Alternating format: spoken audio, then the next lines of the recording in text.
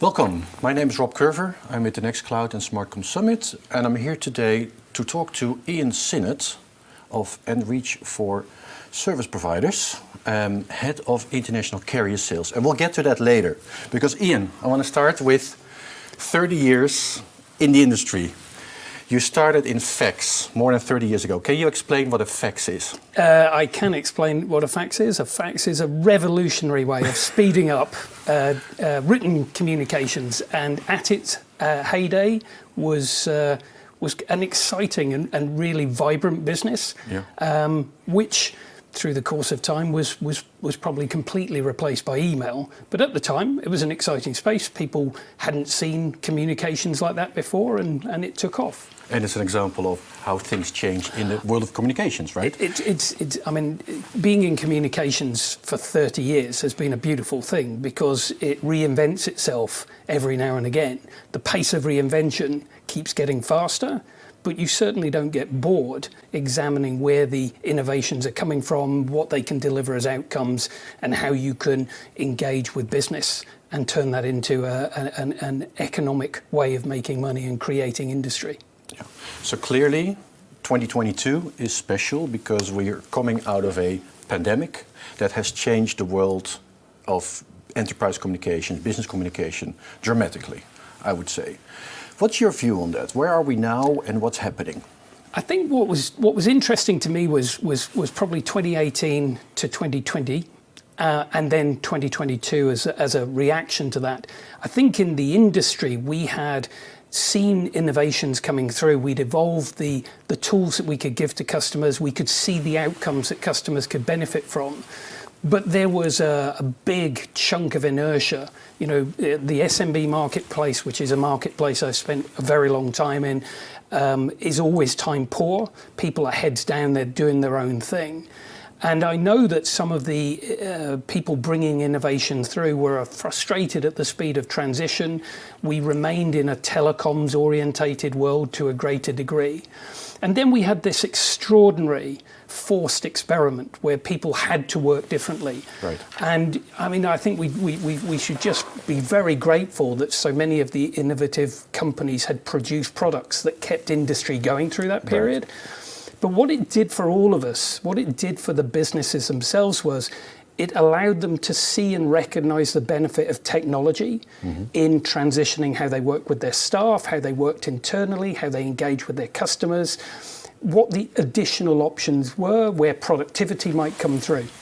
And I would say for the big part of, or the big outcome from, you know, the COVID change and coming into 2022 is that people now view technology as an opportunity to improve, an opportunity to change the way they communicate and they engage with their customers. And the pace of change, I think, from now on will be very much greater and adoption very much deeper. Do you think people are really aware or focus on the technology part? I think no. I mean, customers are never focused on your product. They don't really give a monkey's about your product. Right. They just want to get their work done, right? Well, they're interested in their life. They're interested in what they do. They're interested in their customers. They're interested in their bottom lines. They're interested in, today's challenges. There's a shortage of manpower. There's a skill shortage. There's an energy crisis. There's war. There's stuff like that. And you some of the things that we've been talking about a lot in the last 2 years of hybrid working. They know that they have to have an option because if their staff like the option of hybrid working, they might move in order to get it. Right. But they also know the downsides of hybrid working or the downsides of home working if they lose the engagement of their teams or they fail to foster growth in the younger members of their team. So there's a huge balancing act going on through the use of technology, but it's the outcomes of technology that people will always engage with.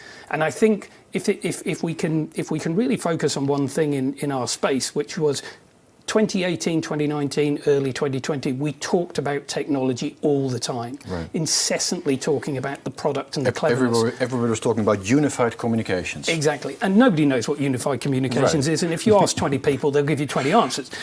What we've got to think about is, where is the outcome for the customer? For each customer, it may be different. For each sector, it may be very different. But where are the outcomes? How do we deliver? What do we deliver?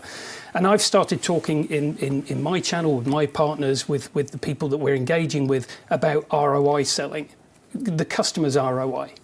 What are they going to benefit from? How does it engage with them? How does it actually deliver a return on investment? Because once customers start to buy technology for an ROI, for a return on investment, they're more interested in hunting the next product, and the next product. When we talked about technology which had a cost, then obviously once they bought one, they'd rather not have another cost. Yeah. So we're transitioning around. I think we'll be much better behaved now that technology's begun to surge into the marketplace, about talking about what it's delivering rather than what it is, or what we've chosen to call it for the last 5 years. Okay, so one company that has clearly been delivering something the last couple of years is Microsoft. Yep. And they just announced, I don't know, they have almost 300 million active users monthly on the Teams, biggest growing product ever, and just recently announced 12 million voice PSTN users as well. So they're sort of blowing away this whole UCaaS concept as one of the hyperscalers. It's a huge change in the industry.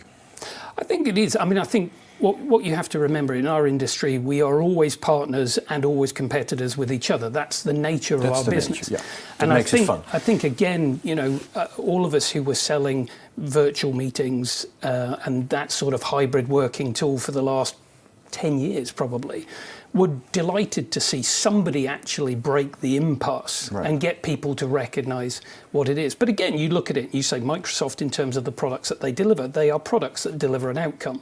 There are competing products that deliver a similar outcome, and you see I think during the COVID period, Microsoft in the business sector, Zoom in the consumer sector were the strong names that came through. Yeah. They delivered roughly the same thing. The ability for people to communicate and contact each other from a distance through a virtual experience. Yeah. So both of those have broken the seal on the products and services that go through, and certainly have engaged a lot of interest and customer drive through to it. But again, as vendors, we're looking at saying, what is the most appropriate solution for the customer? Yep.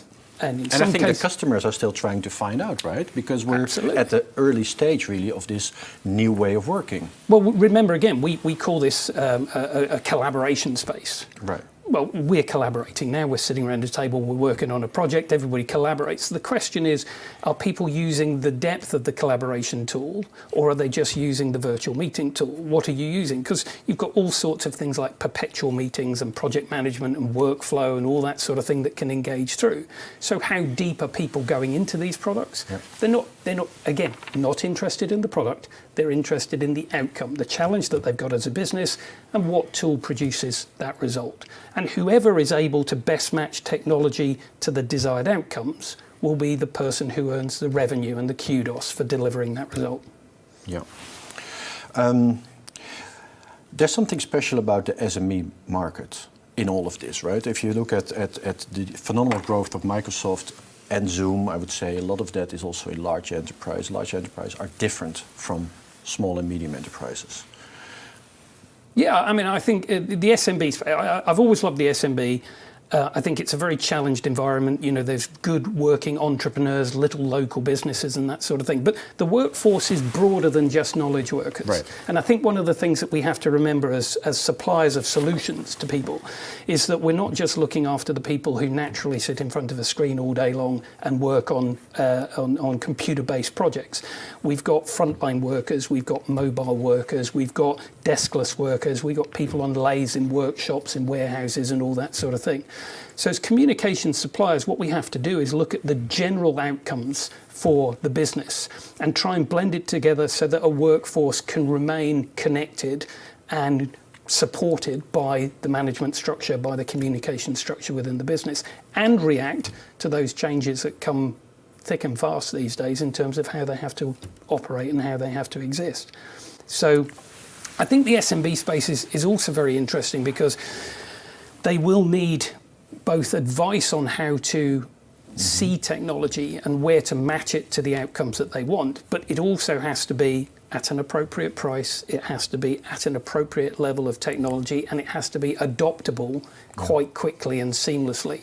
So when we go to market in the SMB space, we have to factor that they will spend less time or have less time to spend engaging with it. So it needs to be simple to adopt and simple to deliver. Yeah, but at the same time, it's complicated because all these small and medium-sized companies are different, and there's mobile, fixed, collaboration, different kinds of workers. It's very complicated. It is. It's not simple. And I think that's where the service providers, where the resellers in this marketplace are layering together revenue streams. Because once they've done the appropriate work of learning about the business and understanding the business challenges and understanding the staff and the process within those businesses, then they can not only deliver the hybrid worker tools, but they can deliver the mobility tools, the general communications requirements, the customer experience tools. They've done the investigation. Now they're best placed to deliver all of the functional facts, including connectivity and that sort of thing as it goes through. It sounds like we're at the start of the next normal and not at the end of it. Let's move to the service providers. Yep. The operators, mobile operators, fixed operators, carriers, service providers. They're in a special situation with all this happening, right? Yep. One of the, let's say, solutions that has been adopted by many of these operators over the last decade was Broadworks. And it was clearly a play with a lot of the carriers to take a platform like that, and there's a few others, but clearly Broadworks, now Cisco, part of Cisco, was a big winner. And the idea was that the carrier would build a platform, they would do that themselves, they would spend some time putting it together, integrating it into the network, onto the core. And now we're in a different situation. Innovation is going much faster than it used to go. I think there's a challenge there for many of these carriers and operators and mobile operators to stay ahead of the game. Well, I think from a carrier point of view, and yes, you're right, a lot of them adopted either that platform or other platforms which were in that sort of space and created this telecoms hub within their own brand. And I think that's one of the key factors I have to say. In the old world, they took a white label product, they created their brand around it, they delivered the services around it, and essentially, you know, a product's a product. What are the outcomes? Did we get good outcomes from it? Did it deliver a growth in a cloud-based communication service? And it certainly did that. And I think in its time, the focus around that telecoms aspect was the driving force that you could get people to buy into, leave the CPE products behind, move into the cloud, start to engage in a little bit more sort of multi-site. I think multi-site used to be one of the key drivers in this sort of space. And I think carriers were able to take great quality products and create services that they could deliver to their customers, whether that was in the corporate space or down in the SMB space, which delivered a highly successful and well-priced product for the time. Right. However, that went on for quite a long time, probably longer than any of us actually wanted it to, in a telecoms focused, and we were sort of almost aching for it to change pace beforehand. Now, the carriers, I think, when we talk to them, have this paradox. They were very strong and very powerful in the telecoms-based world. The world has pivoted quite aggressively over a 2-year period of time. There are now new entrants into the marketplace who are talking about a more vogue product set than they're talking about. Yep. Where do they go? What is their place? Where is their value? Yeah. And well, clearly, I think one of the values they have is they have a huge customer base. Customers that are loyal, that trust them, that are looking to their carrier for guidance, basically. Yeah, I think sometimes they look too negatively upon themselves. You know, they're concerned about where they're going to go. They're struggling to see their value. Their value is that they have taken UK business, European business, world businesses through an age of great telecommunications and evolution in that telecommunications space, and they have worked hard to understand and work with their customer base to deliver great returns. Yeah. That's a good starting place. Right. Now, it may feel that there is more pressure on their positioning now than there ever was, and there probably is more pressure on their positioning than there ever was. but they are ideally placed to now take their customers on a digital transformation journey. And there's another subject we've been talking about for the last 5 years, and it's really coming to digital maturity transformation. now. Digital transformation. Customer doesn't know what it is, not sure we know what it is. But they can now sit down with customers they understand. They have experience of so many customers so that they can see trends going through. They know about the pressures on small business and large business in terms of staffing. They know the workplace differences. They know that customer experience is now one of the critical battlegrounds in every industry. Right. And we're a facilitator of great customer experience tools. So there is just this natural opportunity for people to sit down with their customers. And we're in the world of sales. There is always competition. Mm-hmm. There is always somebody else who can deliver something similar or better than you. Yeah. The question is, how well do you understand the customer, and how well can you match the technology to do that? So I think if I was sitting in the carrier position now, I would be sort of taking a deep breath after such a radical change in the marketplace they face. But I'd be in what way? I'd be taking a deep breath to say, right, we've now got to change. Okay, there is a new opportunity, but it's not a bad change; it's a good change. Mm-hmm. So how should they change? Because one of the problems, of course, with these large carriers and operators is that they're slow. They're just slow. Yeah, well, and they're supposed to be slow. I mean, that's exactly. They're built to be slow, basically. And now we're talking about innovation and digital transformation. How are they going to cope? What do you think? Well, I mean, this is the magic of partnership.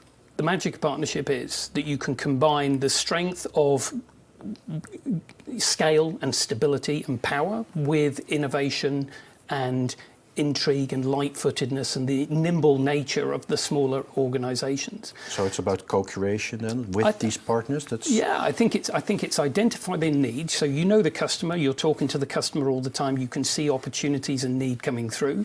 You work with innovators who are also working with the customers. I think innovation is very much easier if you've got a customer touch point yourself. So you look at innovation that's going on. You look at where it's creating an outcome. You translate that outcome back into your own base, you add it to your portfolio, you go talk to your customer about the latest way in which you can improve the yield that they get from technology. Okay, so this sounds like a bit of a challenge for many of these carriers and operators, but it's the key there, if I understand from you, is the partnership part, and also knowing and understanding the market and the local opportunities. It will be different in different parts of the world for different carriers. I think the danger is sitting back and not recognising that there's real work to do right now, because the marketplace is changing. And do you think they're going to do it? I'd be surprised if they didn't. I mean, deep down in the DNA of these people, they've worked hard to create a great result for their customers. And I think there is a recognition that change must come through. Okay. And I think it may take a few conversations to get where the direction is. Yeah. But again, what we're looking for. You're optimistic. You think it's going to happen? I think it would certainly happen in the customer space. And if I'm in the carrier space, I'd say that I'm still 4 feet ahead of the opposition because I've got a relationship and I've proved myself to be a loyal supplier to the customer. But I think I need to get my running shoes back on again and do some work. So. Okay, great. That sounds like something to look forward to. I want to talk about Enreach now. Enreach for service providers. Yep. Because you have a bit of history in this space. We talked about fax and mobile and how you've been around for ages. But you keep saying ages. I know. I mean, the viewers all think I'm 25. But, yes. So, and I know you actually you wanted to join Enreach this year after your previous career. Yep. And I was intrigued by that. Why? What's so attractive about this company? Well, I mean, again, I've existed in this space pre-pandemic in a world where we had some really smart technology. But when you're working in that reseller space, the service provider space, and down to the SMB customers, you recognize that there is a special kind of mechanic that has to be there to unlock this move into a better use of technology. Mm-hmm. So when the pandemic was starting to come to its end, I really wanted to look for a place where I thought there was the combination of the right attitude, the right technology, the right mechanic and the right balance to actually break through and do something pretty special with the SMB space.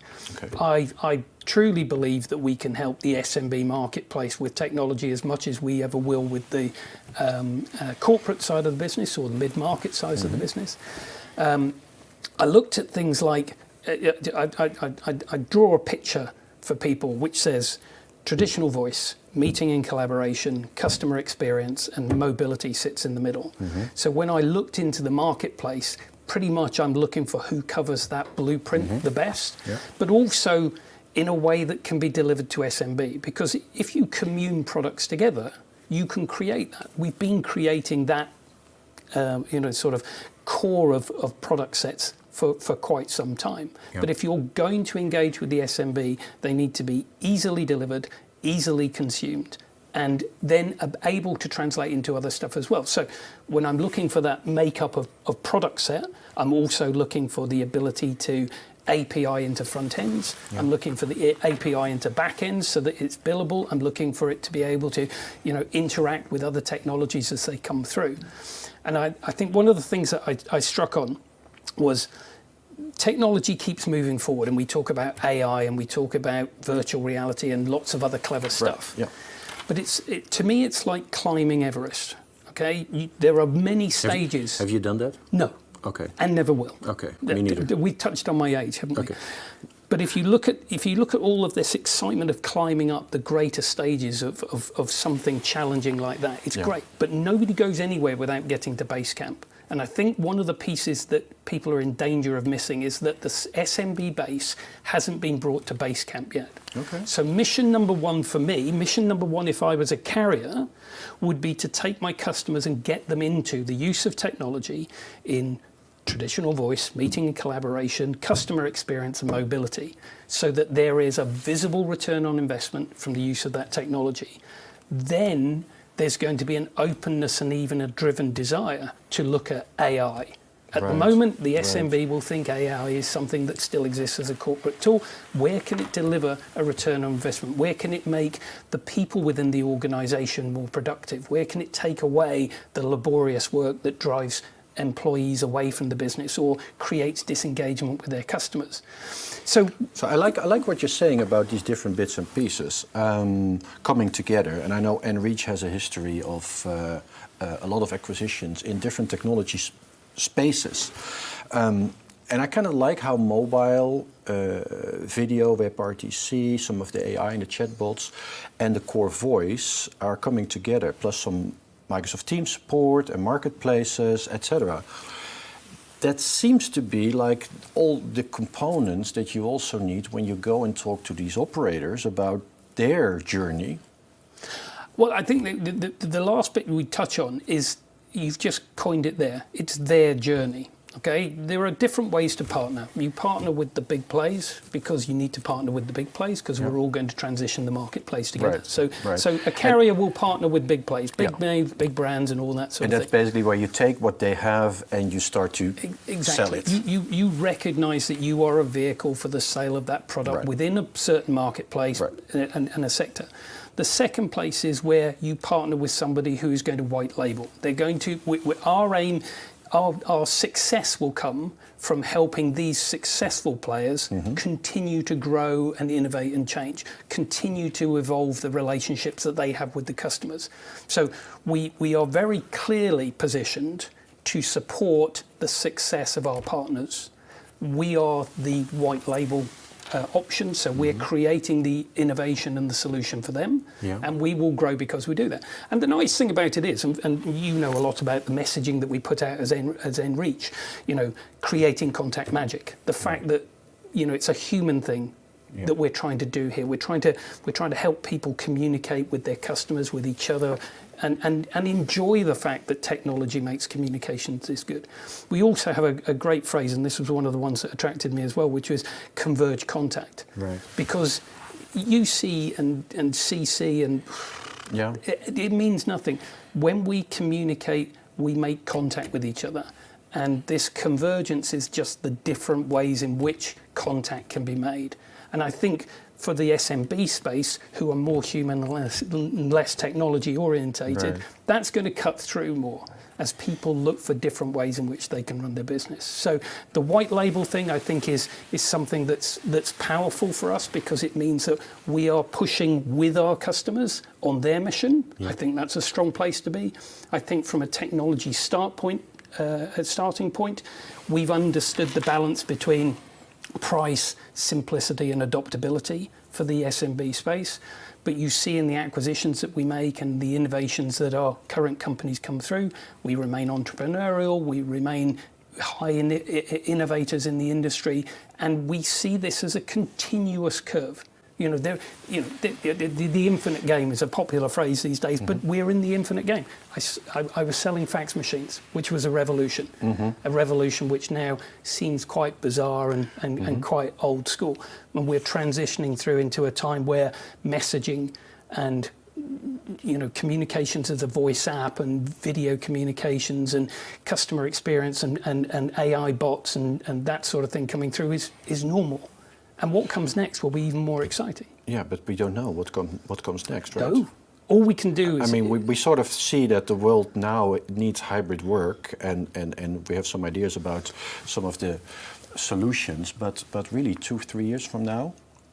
Well, no, and I think all we can do for our customers and all that a carrier can do for their customers is to keep them near enough the front of the technology in a loop, the Right. technology curve, so that they're benefiting from the solutions that are there today, but Right. they're in a good position to hand on to the next solution and the next solution and the next solution. But they need partners. They need the Oh, yeah, carriers, no, the yeah. operators. They need partners Absolutely. for that, because they don't have Absolutely. So you partner with people who are acting like the lab, and you look at the old curve. You've got the early adopters. So companies like us are creating products which can get proved through the early adopters. We can start to see that there is an outcome. The carrier can then pick it up, and through the early majority can grow and develop their revenue base, delivering a great service that the customer is happy to pay for. When you get into the late majority, clearly margin starts to soften and all that sort of thing. But behind it, because we're now moving at such pace, you've got the next product and the next product coming through. So we should be able to see revenue growth and stability and drive in margins, because we're now treating technology as our ambition rather than as something daunting and scary from the future. So. Okay. It sounds like we have some work to do the next couple of years. Yeah. I'm looking forward to see what we're out of time. I'm looking forward to see what you're going to do in co-creation with these innovative carriers and service providers. And I look forward to talking again, let's say 6 or 12 months from now, see where we are. I'm looking forward to the next 30 years in the industry. Maybe the facts will come back. Maybe the facts will come back. Great. Thanks a lot, Iain. Good to talk to you.